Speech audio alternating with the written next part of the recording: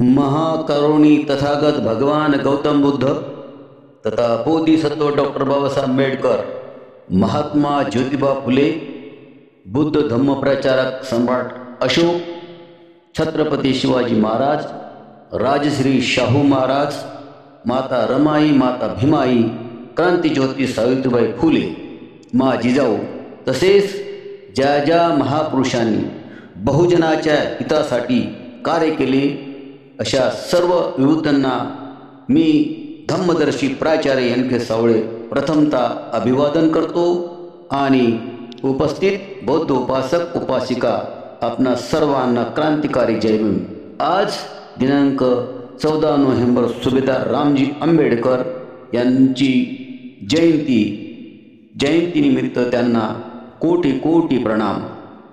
धम्म बांधवांनो, आज आपण सुभेदार रामजी सपकाळ यांच्याविषयी थोडक्यात माहिती पाहूया।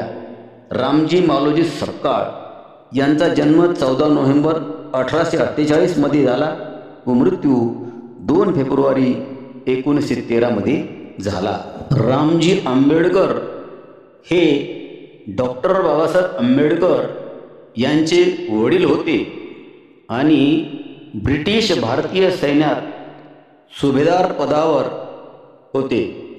ते भीमराव यांच्या शिक्षणाविषयी खूप प्रयत्नशील होते आणि प्रतिकूल परिस्थितीतही त्यांचे शिक्षण पूर्ण व्हावे यासाठी त्यांनी खूप हाल अपेष्टा सहन केल्या, असे विकासपीडिया आणि विकिपीडिया यांनी नमूद केले आहे।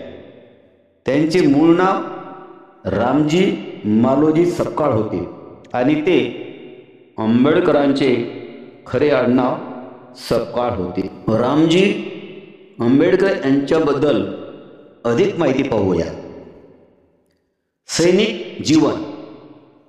रामजी सपकाळ हे ब्रिटिश भारतीय सैन्यात सुभेदार होते।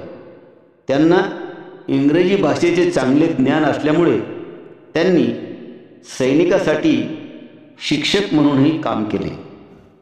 कौटुंबिक जीवन।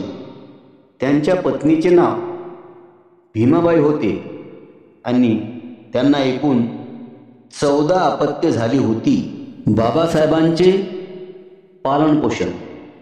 आईच्या मृत्यूनंतर रामजी आणि त्यांची बहीण मीराबाई यांनी मिळून भीमराव यांचे पालनपोषण केले। शिक्षण। बाबासाहेबांचे शिक्षण पूर्ण व्हावे यासाठी रामजी यांनी खूप प्रयत्न केले, जरी ते अत्यंत प्रतिकूल परिस्थितीत होते। खरे आडनाव। डॉक्टर बाबासाहेब आंबेडकर यांची मूळ आडनाव सपकाळ होते। संबंधित व्यक्ती। डॉक्टर बाबासाहेब आंबेडकर रामजी सपकाळ हे भारतीय संविधान तयार